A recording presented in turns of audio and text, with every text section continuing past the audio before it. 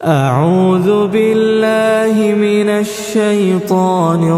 الرجيم. بسم الله الرحمن الرحيم. الحمد لله الذي أنزل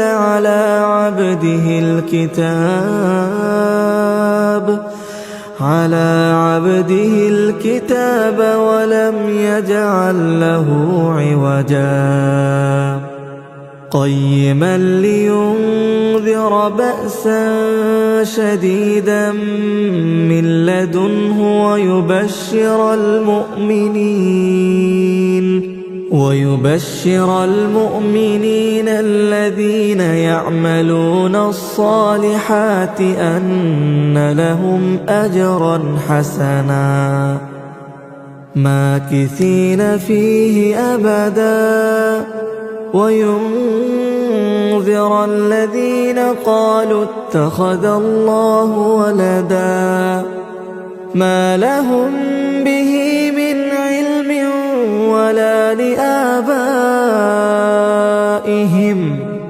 كبرت كلمة تخرج من أفواههم إن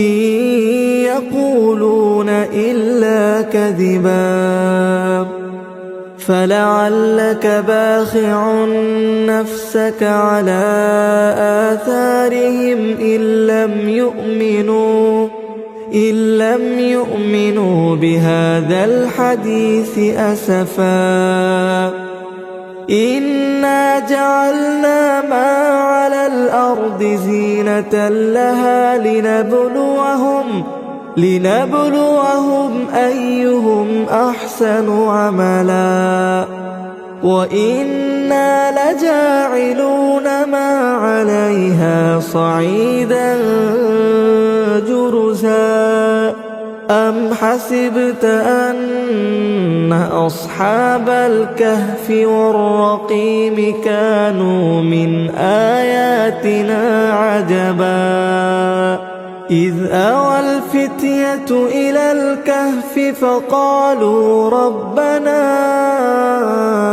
آتنا من لدنك رحمة وهيئ لنا من أمرنا رشدا فضربنا على آذانهم في الكهف سنين عددا ثم بعثناهم لنعلم أي الحزبين أحصى لما لبثوا أمدا نحن نقص عليك نبأهم بالحق إنهم فتية آمنوا بربهم وزدناهم هدى وربطنا على قلوبهم إذ قاموا فقالوا ربنا رب السماوات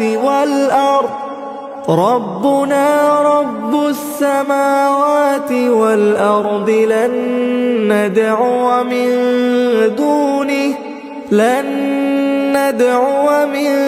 دونه إلها لقد قلنا إذا شططا هؤلاء قوم اتخذوا من دونه آلهة لولا يأتون عليهم بسلطان بين فمن أظلم ممن افترى على الله كذبا وإذ اعتزلتموهم وما يعبدون إلا الله فأووا إلى الكهف ينشر لكم ربكم من رحمته من رحمته ويهيئ لكم من أمركم مرفقا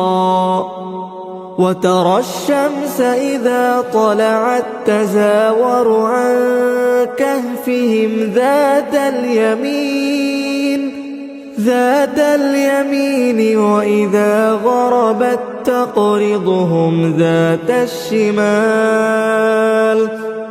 وإذا غربت تقرضهم ذات الشمال وهم في فجوة منه ذلك من آيات الله من يهد الله فهو المهتد ومن يضلل فلن تجد له وليا مرشدا وتحسبهم أيقاظا وهم رقود ونقلبهم ذات اليمين وذات الشمال وكلبهم باسط ذراعيه بالوصيد لو اطلعت عليهم لوليت منهم فرارا ولملئت منهم رعبا وكذلك بعثناهم ليتساءلوا بينهم قال قائل منهم كم لبثتم قالوا لبثنا يوما أو بعض يوم قالوا ربكم أعلم بما لبثتم فابعثوا أحدكم بورقكم هذه إلى المدينة فلينظر أيها أزكى طعاما فليأتكم برزق منه وليتلطف ولا يشعرن بكم أحدا إنهم إن يظهروا عليكم يرجموكم أو يعيدوكم في ملتهم ولن تفلحوا إذن أبدا وكذلك أعثرنا عليهم ليعلموا أن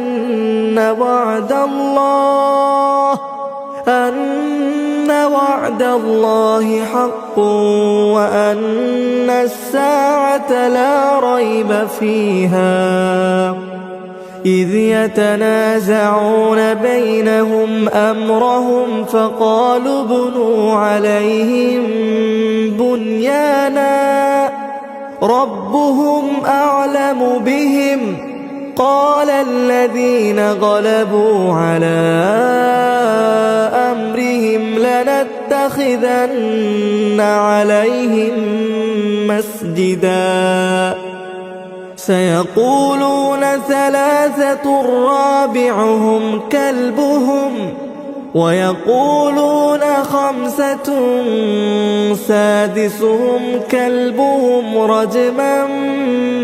بالغيب ويقولون سبعة وثامنهم كلبهم قل ربي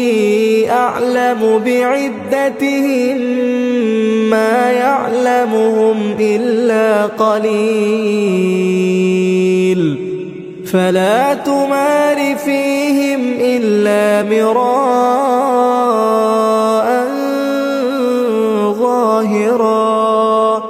ولا تستفت فيهم منهم أحدا ولا تقولن لشيء إني فاعل ذلك غدا إلا أن يشاء الله. واذكر ربك إذا نسيت وقل عسى أن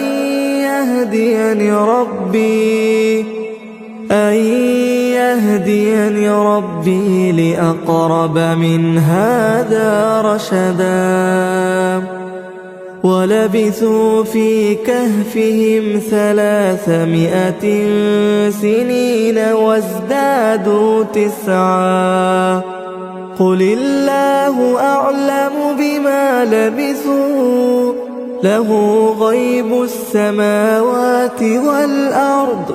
أبصر به وأسمع ما لهم من دونه من ولي ولا يشرك في حكمه أحدا. واتل ما أوحي إليك من كتاب ربك لا مبدل لكلماته ولن تجد من دونه ملتحدا. واصبر نفسك مع الذين يدعون ربهم بالغداة والعشي يريدون وجهه ولا تعد عيناك عنهم تريد زينة الحياة الدنيا. ولا تطع من أغفلنا قلبه عن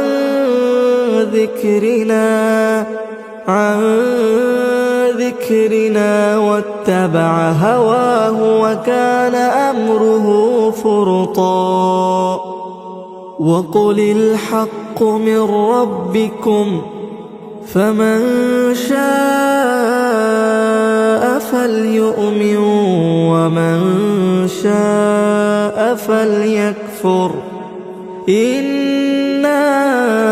أعتدنا للظالمين نارا أحاط بهم سرادقها وإن يستغيثوا يغاثوا بماء كالمهل يشوي الوجوه بئس الشراب وساءت مرتفقا. إن الذين آمنوا وعملوا الصالحات إنا لا نضيع أجر من أحسن عملا. أولئك لهم جنات عدن تجري من تحتهم الأنهار يحلون فيها من أساور من ذهب ويلبسون ثيابا خضرا من سندس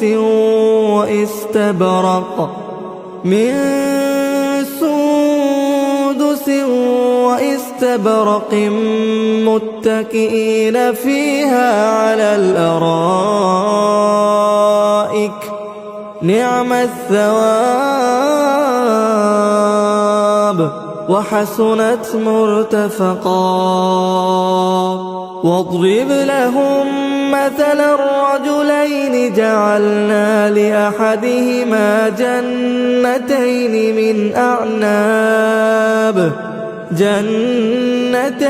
من أعناب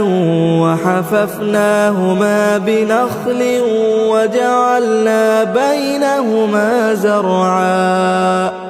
كلتا الجنتين آتت أكلها ولم تظلم منه شيئا وفجرنا خلالهما نهرا. وكان له ثمر فقال لصاحبه وهو يحاوره أنا أكثر منك مالا وأعز نفرا ودخل جنته وهو ظالم لنفسه قال ما أظن أن تبيد هذه أبدا وما أظن الساعة قائمة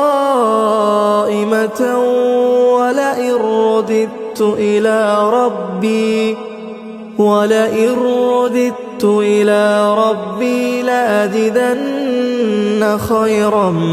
منها منقلبا قال له صاحبه وهو يحاوره أكفرت بالذي خلقك من تراب ثم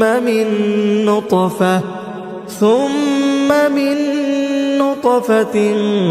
ثم سواك رجلا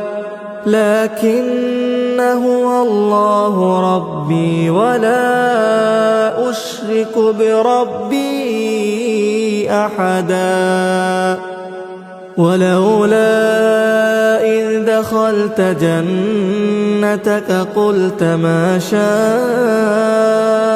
الله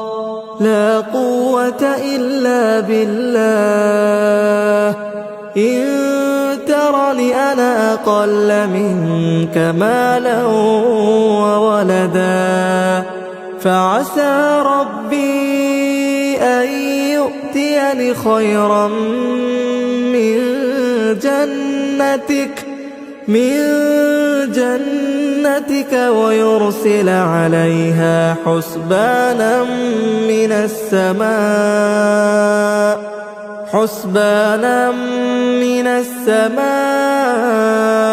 فتصبح صعيدا زلقا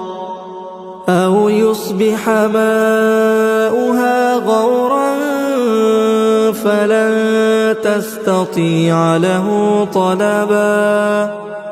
وأحيط بثمره فأصبح يقلب كفيه على ما أنفق فيها وهي خاوية على عروشها ويقول يا ليتني لم أشرك بربي أحدا ولم تكن له فئة ينصرونه من دون الله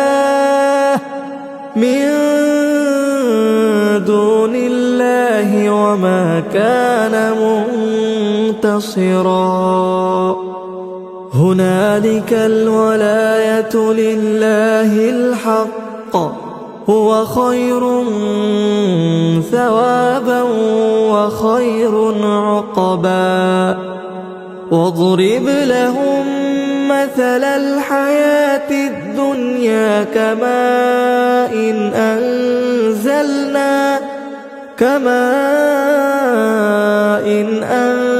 أنزلناه من السماء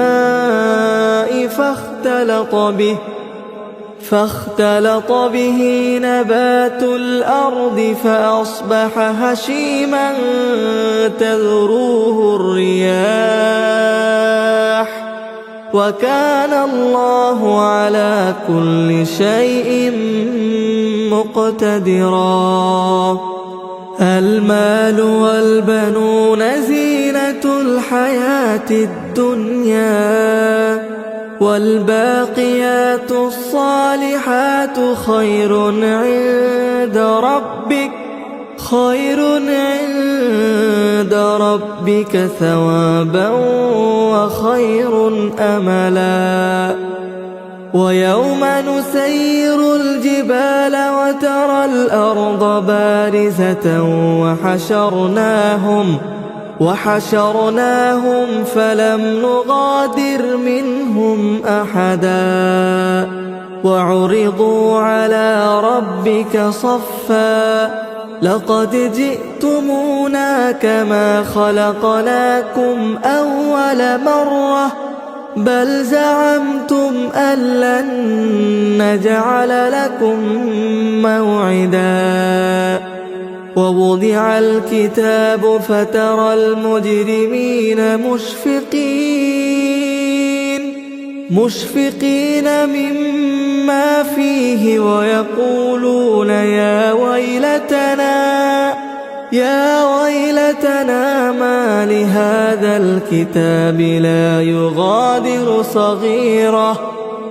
لا يغادر صغيرة ولا كبيرة إلا أحصاها ووجدوا ما عملوا حاضرا ولا يظلم ربك أحدا وإذ قلنا للملائكة اسجدوا لآدم فسجدوا إلا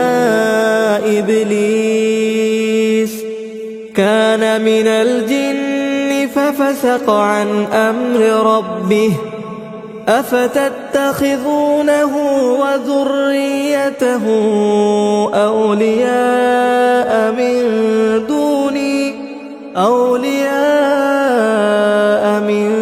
دوني وهم لكم عدو بئس للظالمين بدلا ما أشهدتهم خلق السماوات والأرض ولا خلق أنفسهم وما كنت متخذ المضلين عضدا ويوم يقول نادوا شركائي الذين زعمتم فدعوهم فلم يستجيبوا لهم وجعلنا بينهم موبقا ورأى المجرمون النار فظنوا أنهم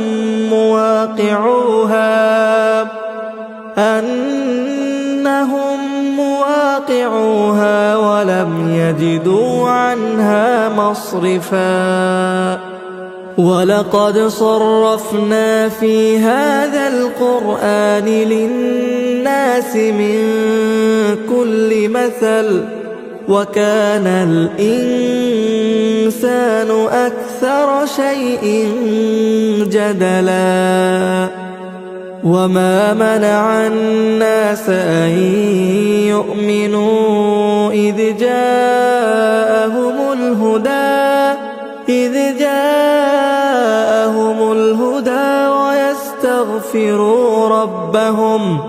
ويستغفروا ربهم إلا أن تأتيهم سنة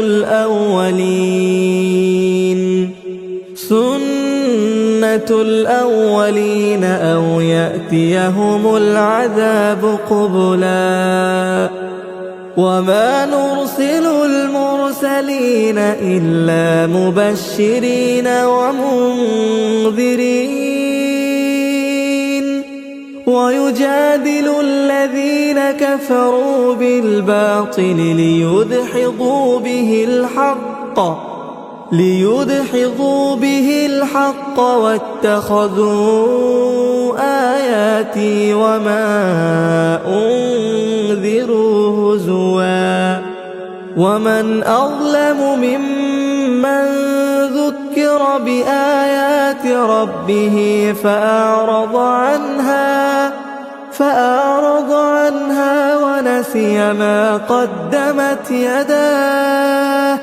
إنا إنا جعلنا على قلوبهم أكنة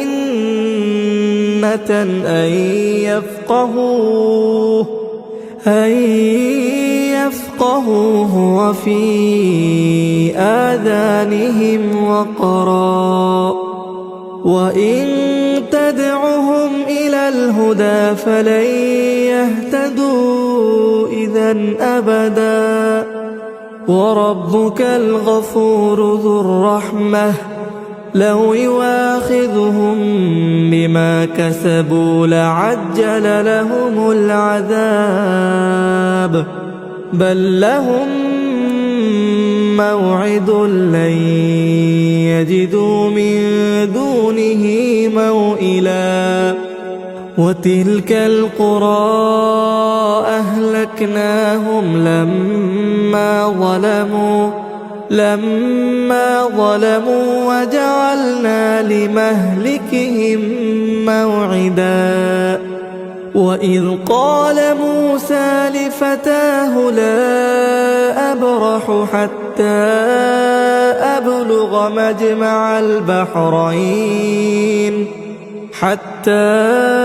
أبلغ مجمع البحرين أو أمضي حقبا فلما بلغا مجمع بينهما نسيا حوتهما فاتخذ سبيله في البحر سربا فلما جاوزا قال لفتاه آتنا غداءنا لقد لقينا من سفرنا هذا نصبا قال أرأيت إذ أوينا إلى الصخرة فإني نسيت الحوت وما أنسانيه إلا الشيطان أن أذكره واتخذ سبيله في البحر عجبا قال ذلك ما كنا نبغ فارتدا على آثارهما قصصا فوجدا عبدا من عبادنا آتيناه رحمة من عندنا وعلمناه من لدنا علما قال له موسى هل أتبعك على أن تعلمني مما علمت رشدا قال إنك لن تستطيع معي صبرا وكيف تصبر على ما لم تحط به خبرا قال ستجدني إن شاء الله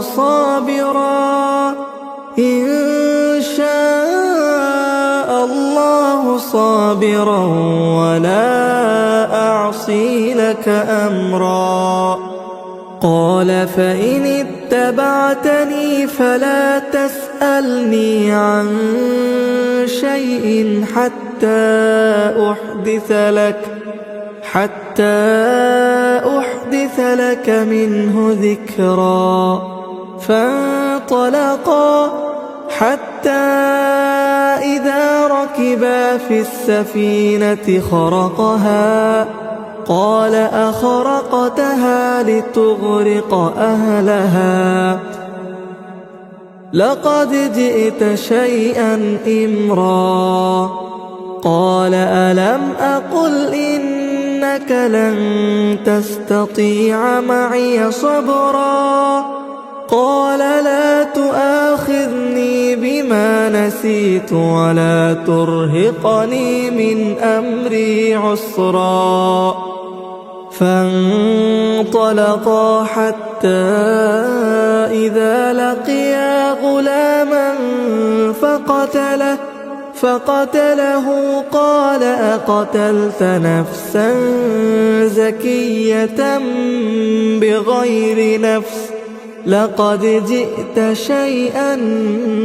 نكرا قال ألم أقل لك إنك لن تستطيع معي صبرا قال إن سألتك عن شيء بعدها فلا تصاحبني قد بلغت من لدني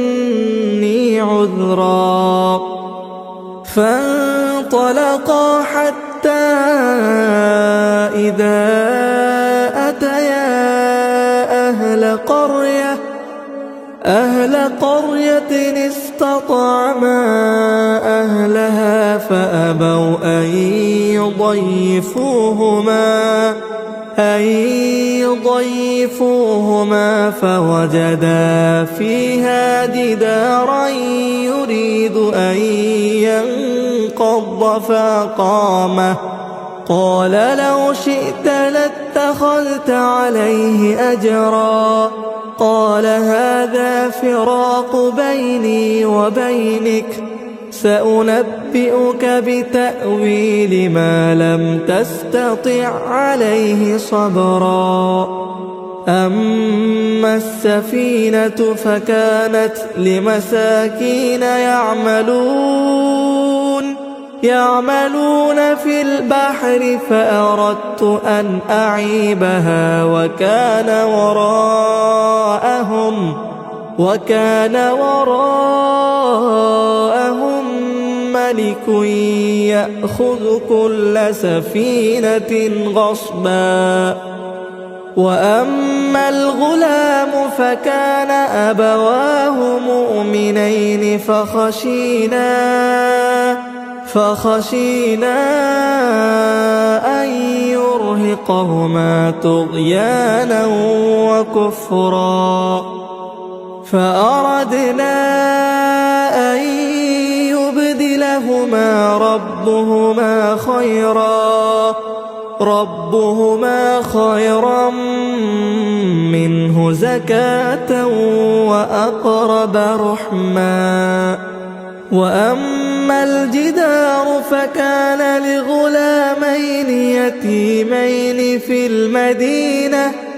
في المدينة وكان تحته كنز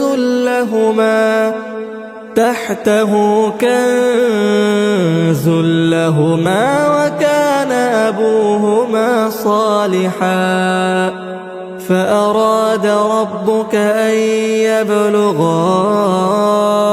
أشدهما ويستخرجا كنزهما رحمة من ربك وما فعلته عن أمري ذلك تأويل ما لم تستطع عليه صبرا ويسألونك عن ذي القرنين قل سأتلو عليكم منه ذكرا إنا مكنا له في الأرض وآتيناه من كل شيء سببا فأتبع سببا حتى إذا بلغ مغرب الشمس وجدها تغرب في عين حمئة ووجد عندها قوما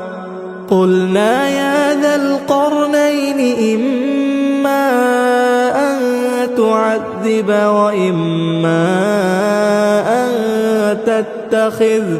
وإما أن تتخذ فيهم حسنا قال أما من ظلم فسوف نعذبه ثم يرد إلى ربه فيعذبه عذابا نكرا وأما من آمن وعمل صالحا فله جزاء الحسنى وسنقول له من أمرنا يسرا ثم أتبع سببا حتى إذا بلغ مطلع الشمس وجدها تطلع على قوم لم نجعل لهم من دونها سترا كذلك وقد أحطنا بما لديه خبرا ثم أتبع سببا حتى إذا بلغ بين السدين وجد من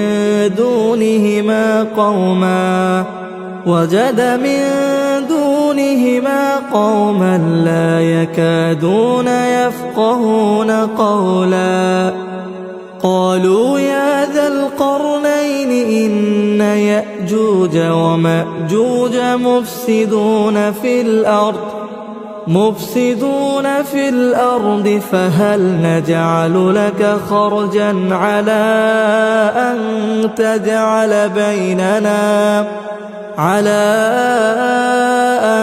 تجعل بيننا وبينهم سدا قال ما مكني فيه ربي خير فأعينوني بقوة أجعل بينكم وبينهم ردما آتوني زبر الحديد حتى إذا ساوى بين الصدفين قال انفخوا حتى إذا جعله نارا قال آتوني أفرغ عليه قطرا فما استطاعوا أن يظهروه وما استطاعوا له نقبا قال هذا رحمة من ربي فإذا جاء وعد ربي جعله دكا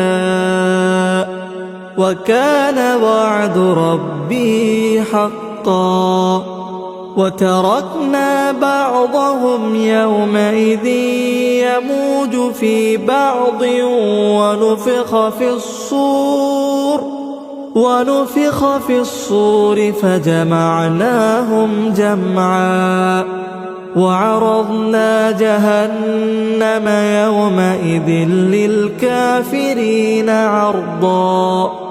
الذين كانت أعينهم في غطاء عن ذكري وكانوا لا يستطيعون سمعا أفحسب الذين كفروا أن يتخذوا عبادي من دوني أولياء إنا أعتدنا جهنم للكافرين نزلا قل هل ننبئكم بالأخسرين أعمالا الذين ضل سعيهم في الحياة الدنيا وهم يحسبون أنهم يحسنون صنعا أولئك الذين كفروا بآيات ربهم ولقائه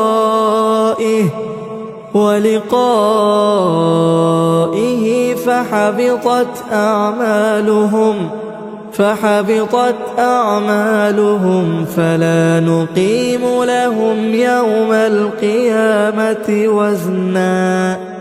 ذلك جزاؤهم جهنم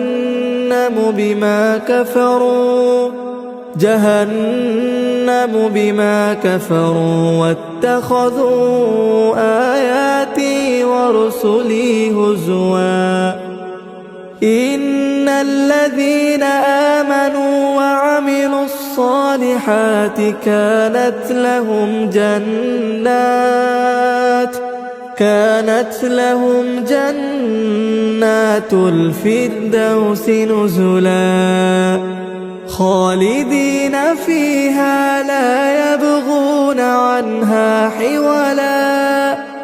قل لو كان البحر مدادا لكلمات ربي لنفد البحر قبل أن تنفد كلمات ربي ولو جئنا بمثله مددا قل إنما أنا بشر مثلكم يوحى إلي أنما إلهكم إله واحد فمن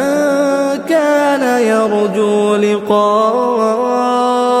ربه فليعمل عملا صالحا